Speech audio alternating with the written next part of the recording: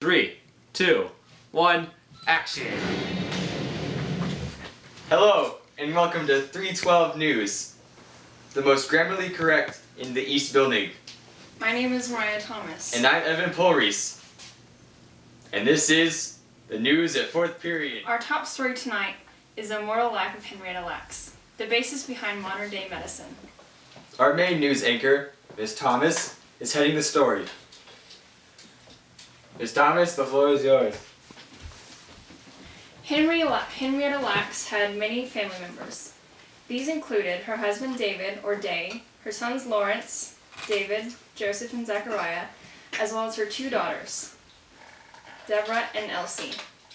David, Henrietta's husband, shared a bedroom with Henrietta when they were young. Henrietta had her first child at 14 and married David at 20. Like Henrietta, David was raised by his grandparents because his mother left him when he was born. He met Henrietta at 9. He was an unfaithful husband and is likely the one that gave her disease that caused her cervical cancer. The only surviving daughter and the fourth child today in Henrietta is Deborah. She spent the majority of her life wondering what happened to her mother. Deborah acts as a guide when Skloot begins writing about Henrietta. She travels with Zachariah and Skloot to see HeLa cells for the first time, and travels to Cronesville to learn about Elsie.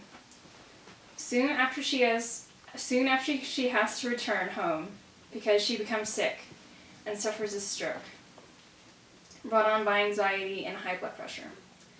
Deborah died of a heart attack in 2009, just after Mother's Day. Elsie Lacks was Deborah's sister. She was born deaf and mute and was affected by other developmental delays. Elsie also suffered from epilepsy. The author informs us that these conditions were likely caused by congenital syphilis, passed down from Henrietta to her child. No one came to visit Elsie after Henrietta died, and it wasn't until her autopsy report is found that the family discovers her treatment in Cronesville consisted of neglect, cruel experiments, and abusive care. The last member I'd like to discuss with you is Zachariah Bari Abdul Rahman, or Joe Lacks. Excuse me? This just in. Zachariah Lacks is on a killing spree. This is Jacob, live from McCurdy backyard. And now...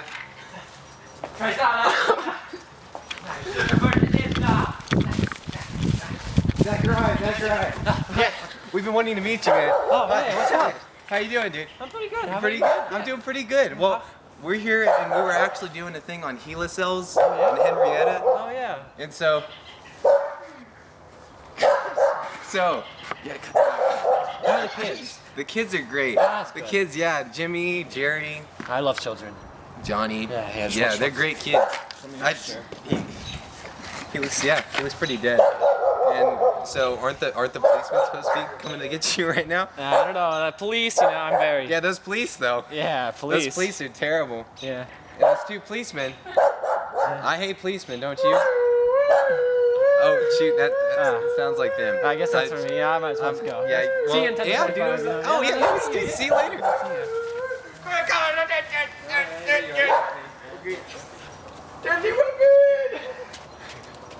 I'll export myself out. Okay. Thank you, Jacob, for that very invigorating article. Now, HeLa cells, a history. A HeLa cell is a type of immortal cell that is used in scientific research, one of the most commonly used lines in research, and one of the oldest as well. The line had been first derived from a woman named Henrietta Lacks. She was admitted to the African American unit of the Johns Hopkins Hospital, and a sample tissue of her cervix was taken sometime later. After continuous research, the cell sample had been found to be remarkably sturdy and durable. Taken by Dr. George Gay, the doctor was able to isolate one specific cell, multiply, and grow it. Like I said before, the cell line was immortal, meaning that they didn't die after several reproductions. This attribute made the cells extremely ideal for the use in research. The first major role they played was in the creation of a vaccine for polio. I have here with me a patient from the local hospital who has recently contracted polio. Well, hello. Thank you for being here with us. I hear that you have polio. Why don't you tell us a couple things about it? Alright, well, hello. First of all, my name is Franklin Roosevelt, and they say that I've contracted polio. See, I don't really believe them, though. They've been injecting me with this weird serum that's made up of cells or some African voodoo magic. It's not that bad, honestly, though. It's just like when I used to shoot up black tar heroin. Can I say hi to my... No, you may not. Thank you once again, Mr. Roosevelt. Okay. Okay, Mom. Thank you. I've just been told some very interesting news. My team has told me that not only has the HeLa line been used in the research of the polio vaccine, it has been used in many very interesting drug testings. They have been used in the study of the parvovirus, the Oropouche virus, the papillomavirus, and the boring virus. But more importantly, these cells have been stolen. Yes, that is correct. Stolen. Dr. George Otto Gay has taken and sold the cells of Mrs. Lax without her or her family's permission. I guess you could say it gave a whole new meaning to personal space. And you can't even say that's humorous.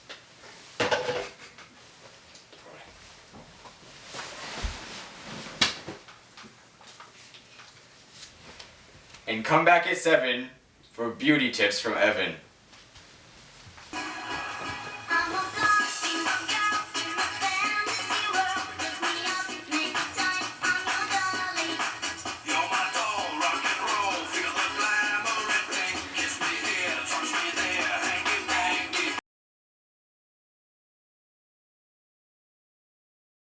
This book, which has captivated the nation, became New York Times #1 bestseller.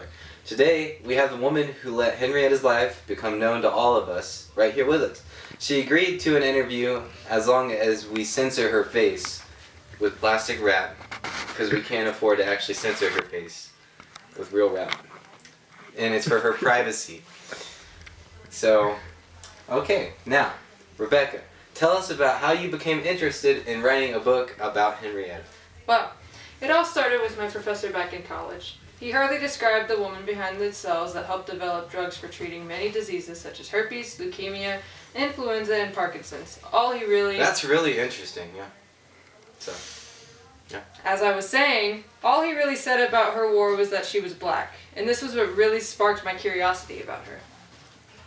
Wait, who was black? Henrietta. Ah, wait. Who? Seriously? The one I wrote the book about? Henrietta? Ah, yeah. Oh, okay, yeah. So, next question. How did you feel about the Lax family? Initially, I wasn't on the best terms with some of the family members. But others, like Deborah, really wanted this book. That's amazing. Really wanted this book to happen. It took a lot of calls to get this book moving, but eventually I made a close relationship to some of the family members. Is there one in particular you were close to? I would have to say Deborah, because we've spent a lot of time together. Well, that's nice. Yeah. So what was your favorite experience? Towards the end of my book, I talked about how I went on a road trip with Deborah, and that has to be the best experience I had while writing this book. There were some tough moments during the trip, like when she went paranoid. I go paranoid sometimes. Thank you for saying that on national news. But as I was saying, she definitely scared me at times. As the road trip was coming to an end, I realized the reason for Deborah's paranoia. What was it? She was so incredibly invested into the protection of her mother, even after her death. Deborah didn't want her mother to be at the mercy of scientists and journalists anymore. It was really moving. Nice. So, last question. What do you think you learned from writing this book? I expected to learn about all of these injustices in Henrietta and her family faced out. But I also learned something else. Something more meaningful. I realized how deeply relationships take root. I saw it in the excitement Deborah had when she said the picture of her sister she never met, or the way Henrietta was loved by everyone. This book has changed my perspective on things. Well, That was very interesting. Thank you, Rebecca.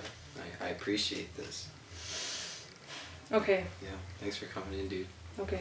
I'll see you later. Did you just call me dude? This here is Evan, here with our beauty tips. So I'll just let him take it away. And yeah. Thank you, Jacob. I appreciate it. Hello, my name is Evan. This is Beauty Tips 101 from Evan at 7 in room 312. First off, people be tripping because they don't know how to do contour or lips. First of all, lips are most important. Who's gonna be kissing when the lips ain't fishing? Amen, preaching. So we're gonna show you how to do your lips. You're gonna have a glossy red. You're gonna put that baby up as far as it will go. You're gonna sit down. You gotta have stability. First off, you're gonna make a kissy face like you're kissing your boyfriend or girlfriend or I don't know what sexuality you are. Okay. Is that this? I'm throwing on the bottom. I'm throwing on the bottom and we're going to the top. Like that. So first of all, that's your first problem. You're not going to start on the bottom, you're not going to start on the top. You're going to start on your contour. Start around the cheekbones. Just feel around there. You just got to get it. Like that. That's your first step. Next, you're going to do eyes. Grab your eyelid, you go down, you go across, up and down, and sweep the train. Across, up and down, and sweep the train. Next, you're gonna grab it. You're gonna pull a little bit inside your ear. Just like that. Lick a little bit, just to get the earwax off. And then when you have a mirror, you're gonna write feminism rules. Because men are pigs.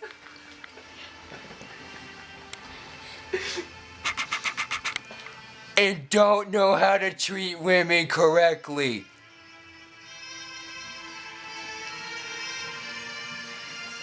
This has been Beauty Tips with Evan. Stay classy, Randall. And thank you, Evan, our sexually confused anchorman. Now, I'm Jacob. I'm Mariah. And I'm Evan. Thank you, room 312. Good night.